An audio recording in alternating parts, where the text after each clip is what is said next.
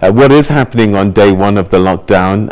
Even when I drove to work, the highway was pretty empty for stretches, very few cars on the road. And I drove to the left, I passed Alexandra Township, and that's just north of Johannesburg. And our reporter who knows that area well is MAAKETLA MOHALBI. He's in Alexandra. Let's go to him now and just get another update from him. MAAKETLA, thanks so much for joining us once again. We're seeing these visuals of this street and it looks pretty busy, to be honest. Yeah, I mean, this is Alexandra as usual. There's pretty much no difference from before the lockdown, the midnight lockdown. This is as we would normally see Alexandra, even during the protest. This is how Alexandra was, and now I mean people are just going about their business, and of course you would actually even see police at some point trying to take them back in their houses, but they do not actually oblige to that.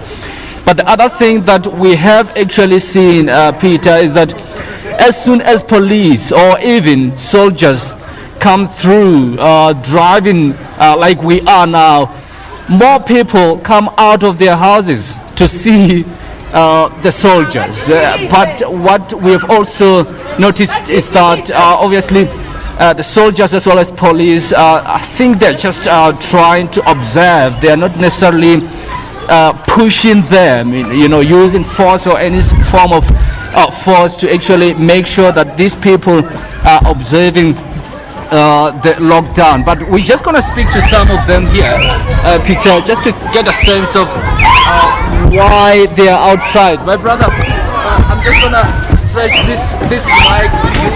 Just approach it. I'm just going to stretch this mic to you. Just approach this way. Please go this way. Just tell me, you know the lockdown, right? Just tell me why are you outside? Why are you on the streets? Ukwenza sime ngaphandle ngesithi sibone amasotsha egcwele sabona abantu bangumsindo begijima besize estarateni, so yikho kwenza abantu baphume begcwale ngaphandle.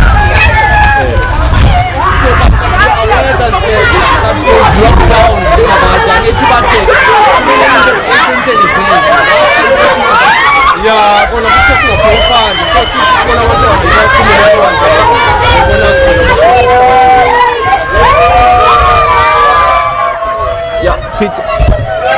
Yeah, Peter, I mean, this is some of the messages coming through in the street of Alexandra. This resident saying that, I mean, they're out in the street to actually see soldiers pass by. And of course, they are aware that there is a lockdown, but what they want to really do is just to see the soldiers pass by. But as I mentioned, Peter, earlier on, we saw some of the residents being arrested simply because they were actually drunk, and of course they were drinking in the streets of Alexandra in front of police, by the way. And what police are saying is that clearly this is unacceptable after that message by Police Minister Bekele saying that no one should be allowed to actually drink in the street during this time of lockdown. And of course with people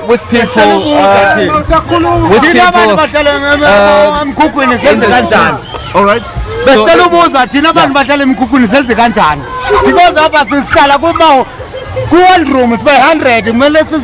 yeah. So but they are aware about the lockdown. Why they aware, but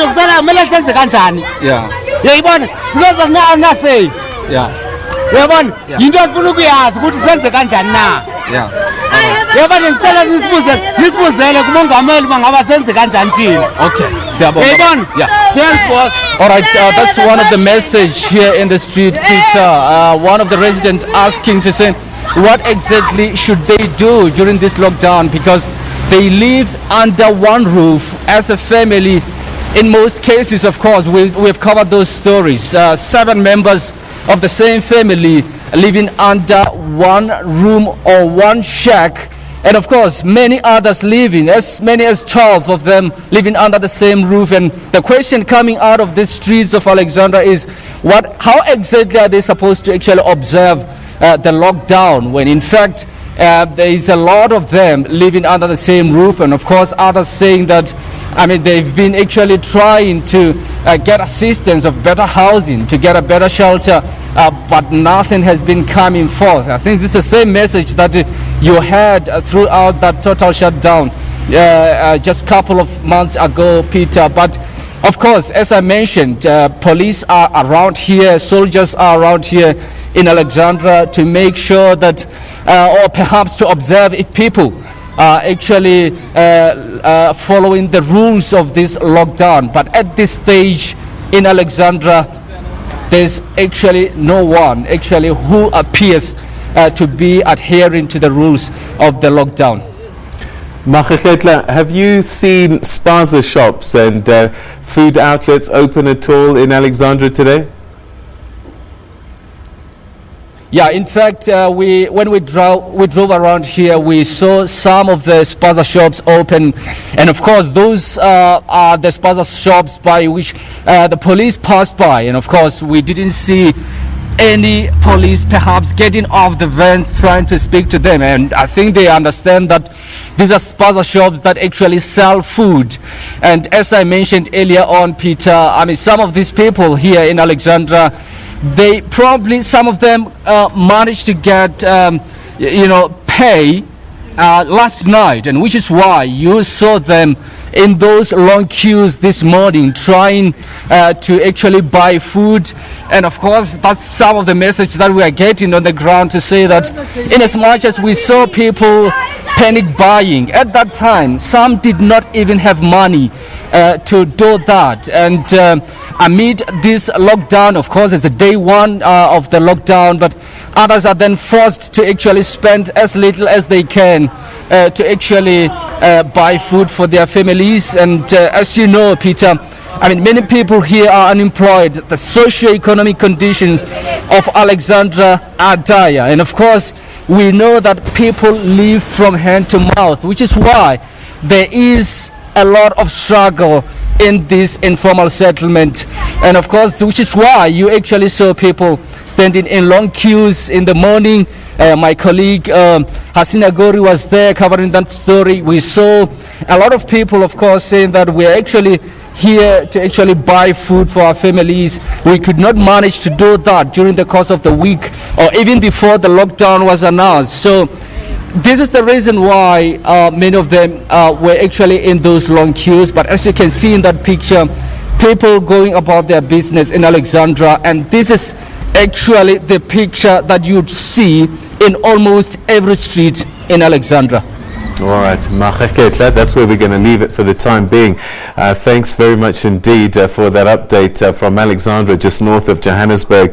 And as you saw, lots of children playing in the streets, and of course they play with each other, and if anybody catches the virus, they'll take it to their family and transport it to other families. So I'm sure that the ministers that will be updating us at 6 o'clock this evening, they've given us a hint already about concern that they have about social distancing. But as MAAKETLA was saying, it can be quite a pressure when you're crammed into a small room to stay put in those small spaces for prolonged periods of time. But this is a life-saving protocol that we've been asked to observe, and so it's going to be difficult to enforce, but one we certainly have to try. We're going to take a quick break, and when we come back, we'll continue with SA Today. Stay with us.